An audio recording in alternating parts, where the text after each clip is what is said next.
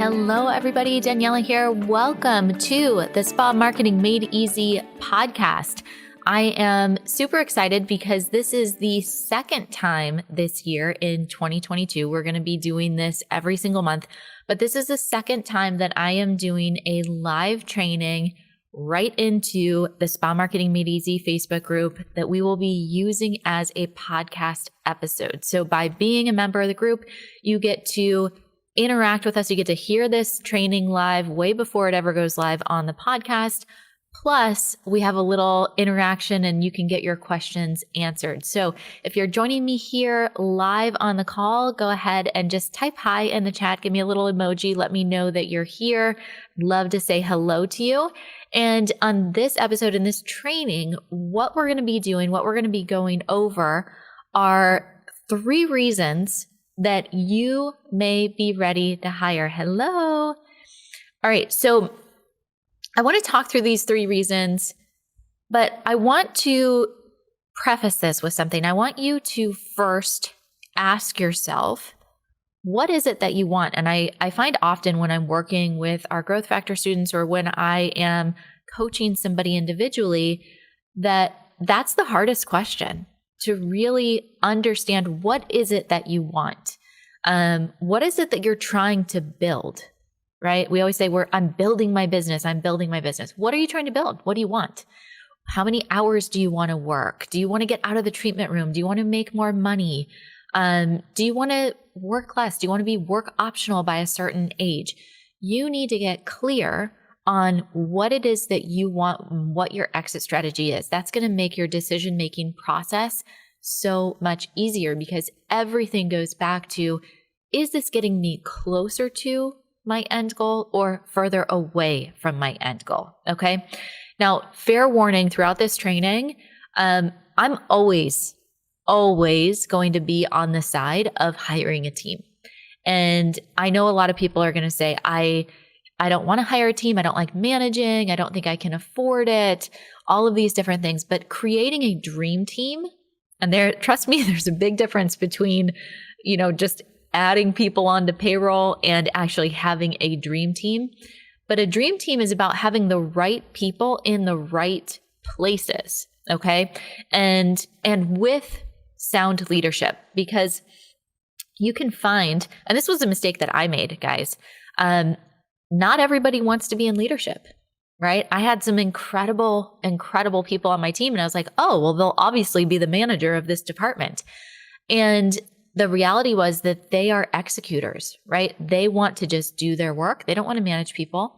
So it's about me, like that sound leadership was me learning, oh, I've got to understand, do I have the right people in the right places? And that's something that we have to check in with ourselves over and over and over to make sure that we're doing that right. Okay.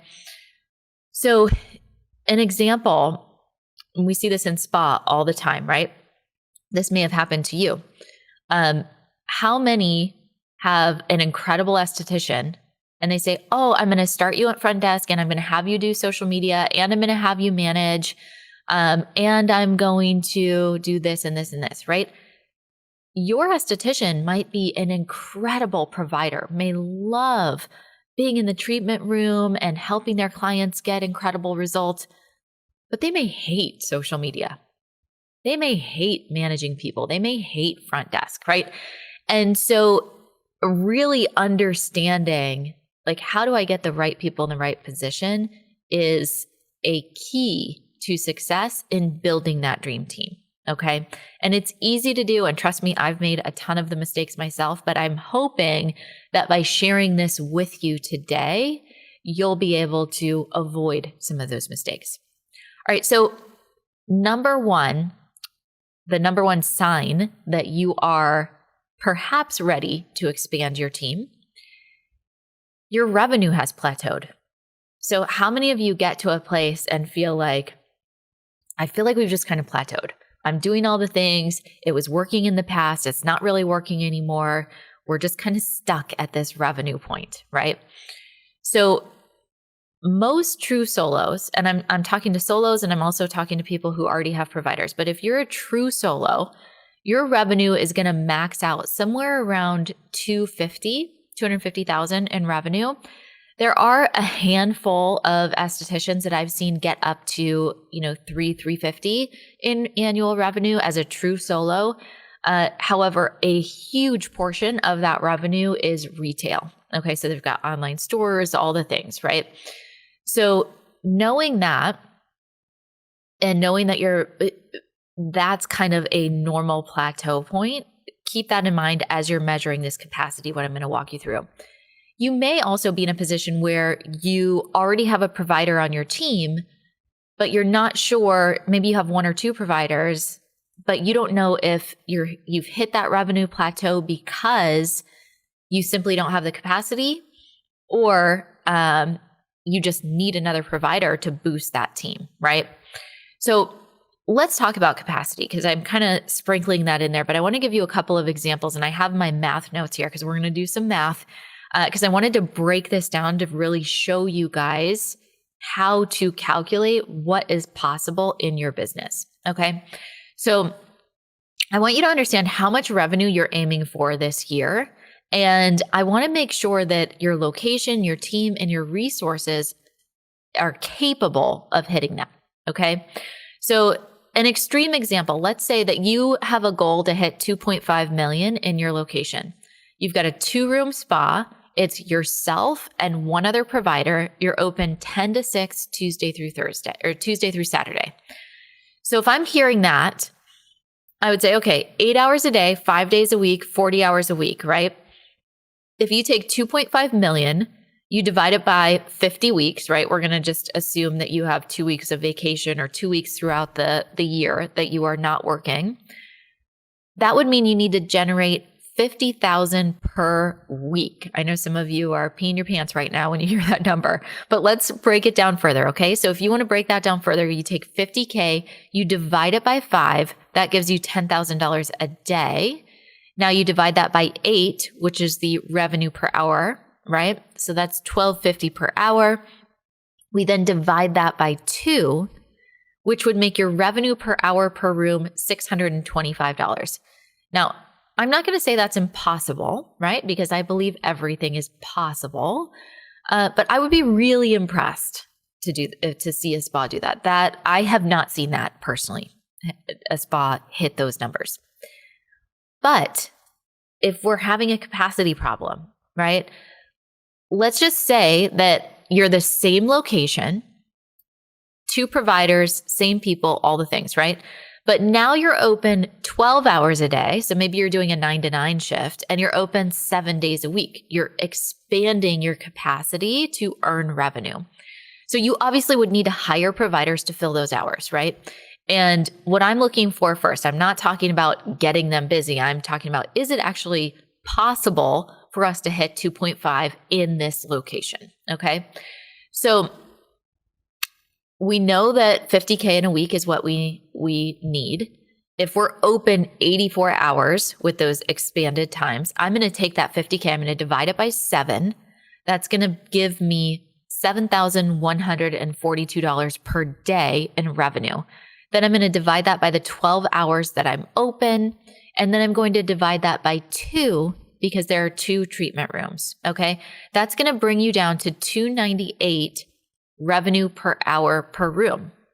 Still a challenging number. And I always like to give at least a 20% buffer just as a rule of thumb, because nobody's schedule is ever going to be perfectly booked back to back. We've got lunches, we've got no-shows, we've got people that are late, right? So whenever I'm figuring out revenue per hour per room, I figure it out, I add at least another 20% to that as a goal. Okay.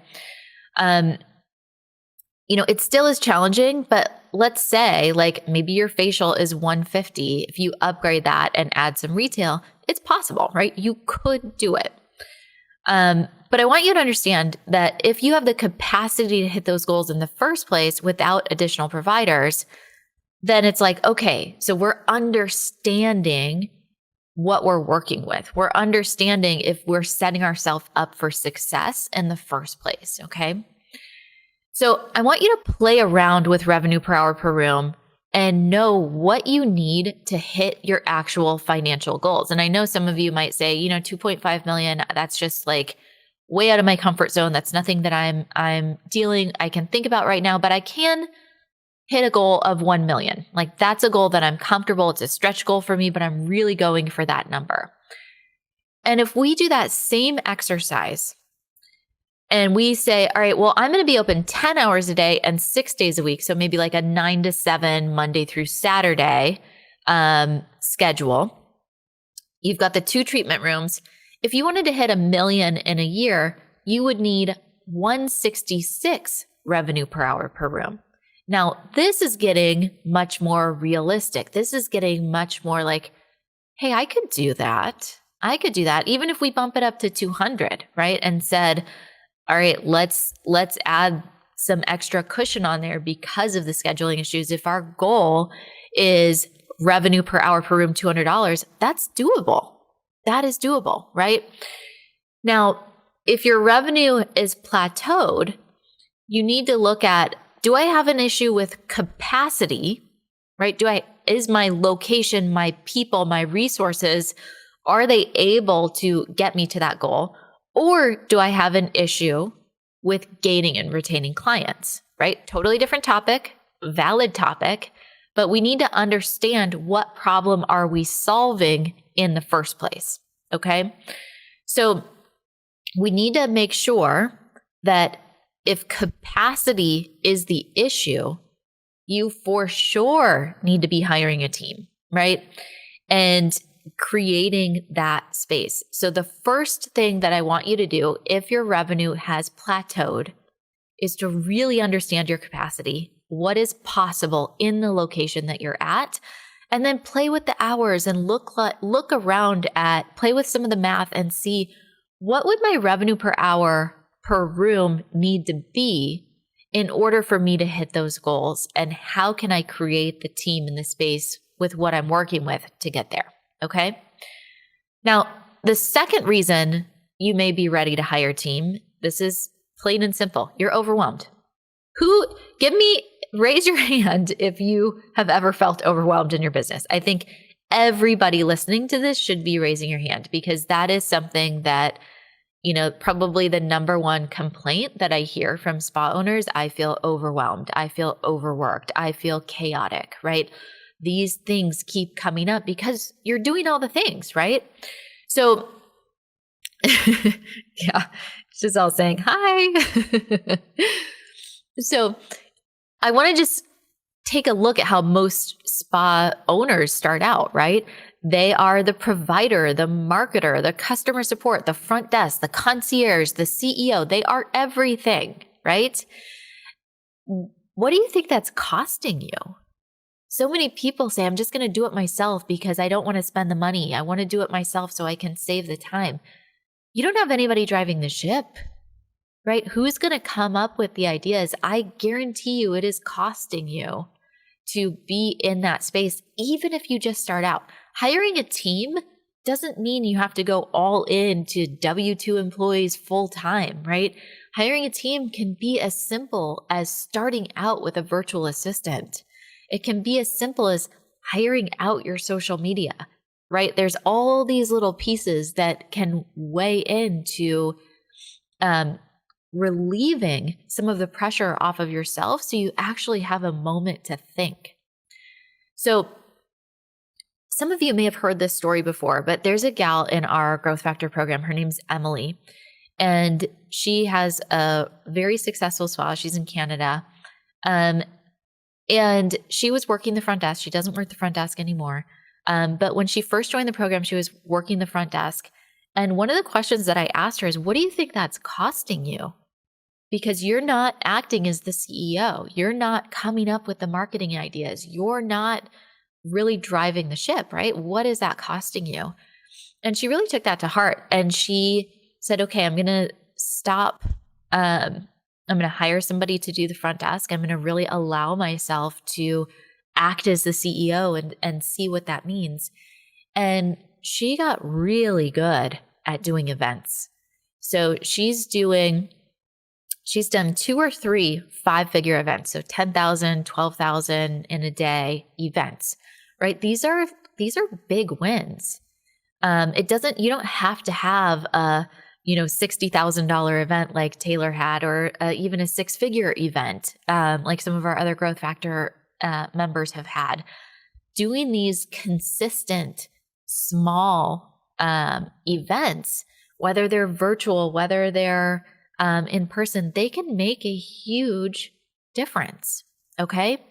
So Emily started planning and doing these events. She started a podcast and was able to sell product to people outside of her, 10-mile radius of her location. She had someone in the States buy a $600 worth of skincare from her because they listened to her podcast, right? So by her working the front desk and not really stepping into that zone of genius for her to drive the ship, that was costing her thousands of dollars. So I want you to really look at, what am I doing every day? And a great activity for this is to write down, and I would recommend doing this for 30 days. And it's going to get real annoying, but just do it because it's going to be so worth it. But for 30 days, I want you to write down every single thing that you do. If you're checking email, if you are doing treatments, if you're working on social media, if you're in Canva till 3 a.m, whatever it is that you're doing, I want you to write it down and keep track of the time that you're spending doing those things. Then at the end of the 30 days, I want you to look at that document, whether you're keeping track of it in a project management software like monday.com, that's what we use and what we recommend, or if you're just writing it in your journal, if you have a time tracker, piece of paper, whatever it is, I want you to list out those things and then circle the areas. Okay, this would all fall under the job description of a virtual assistant. This would all fall under the job description of front desk. This would all fall under the job description of a spa manager or a social media manager or whatever it may be. So I want you to really look at where you're spending your time. I want you to understand your budget. And then I want you to look at what are the things that you can get off of your plate. Even if you hire a virtual assistant for 5 hours a week at $5 an hour, that's $25 a week. Okay. What could you generate? That's going to cost you $100 a month, and you're going to get 20 hours back. What could you do with 20 hours? Think about that, right? By paying $100 a month, you have 20 hours to work as the CEO. You have 20 hours to see more clients. You have 20 hours to plan and host an event, right? It is costing you to say, I'm going to be the person that does all the things. Because the reality is, you're probably not great at all the things. I try and hire people who are better than me, right? I bring on my team and I say, hey, you're great at this. I want you to run with it and I want you to be way better than I am at it, right? I know my strengths and weaknesses. I have no problem. In fact, I want my team to be better than I am in those things. Okay. So do that exercise. All right. So number one, understand your capacity. Number two, do the exercise to see where you can get all the stuff off of your plate, right? Because you're overwhelmed. And the third one, this is kind of my personal belief. But I really think that if you are not hiring, you are playing a very risky game, and you could be missing out on some of the most important things in life. So let's just say, last year I had a gal in Growth Factor, true solo. She got into a car accident and broke her wrist.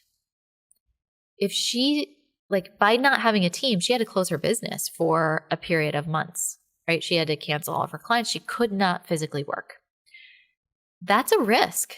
If you say, I'm going to be a true solo, I'm not going to have any other way of generating revenue in my business, if God forbid something happens that you hurt your wrist or you have to have surgery or you get in a car accident or whatever, right?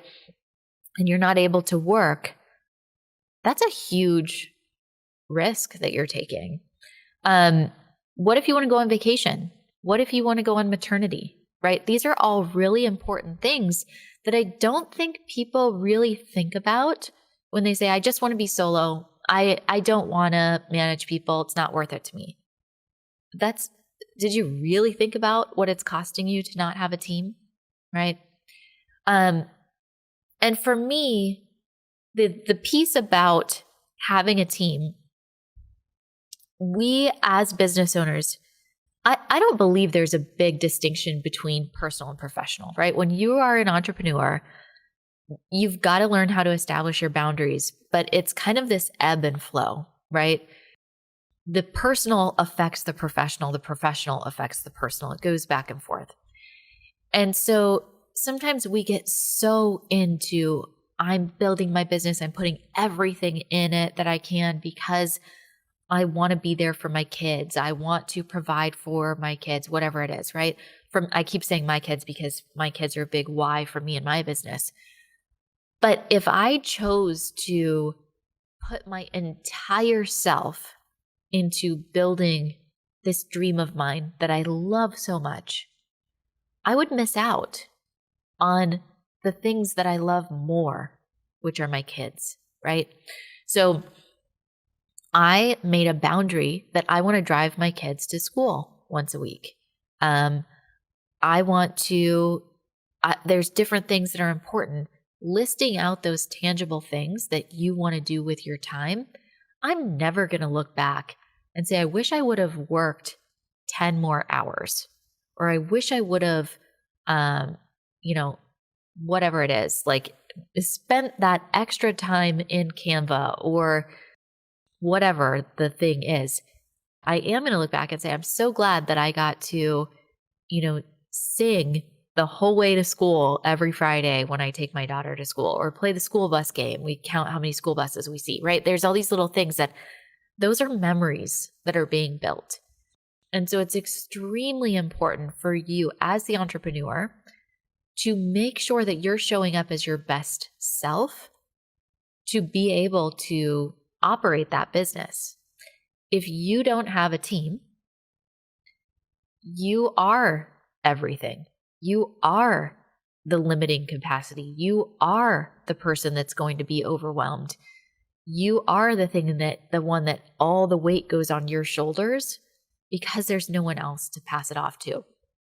When you have a team, they give you the freedom to live the life that you want to live. And so that circles it all the way back to, what are you trying to create? What are you trying to build? Okay. So I want you to, we started this off with reason number one being very logical and mathematical and understanding, do you have the capacity to do this? Sorry, I'm just going to check my comments here. All right. Do you have the capacity to even hit those numbers? And then I wanted to move into really understanding from a personal perspective what that is costing you to not have a team. Okay. So the overwhelm, the missing out on the things that happen in life. So hiring a team, the way that you can do it the right way is understanding the systems and the documentation, the structure of it, right? Having all those pieces in place, understanding your hiring process from the job posting to the employee handbook to all the things that go into developing your people, communicating with your people, paying your people, growing your people, giving up control, right? Allowing them to take the lead. Those are things that take work. But when you do them correctly, it is priceless, absolutely priceless. Okay.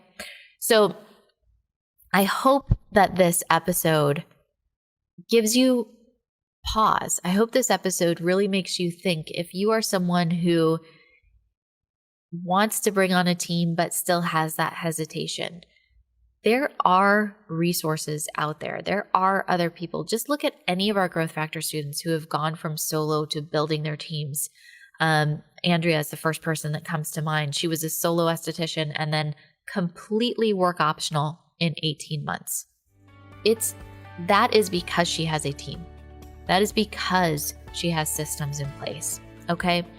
So if you're interested in a little more help or support in this area, I want you to DM us on social. I want you to send a message to our support team at hello@AddoAesthetics. We can hop on a clarity call with you. We can help answer some of your questions. We can see if any of the programs that we have are right for you and help. We do have programs specifically around team and helping you navigate that journey, that phase of your business.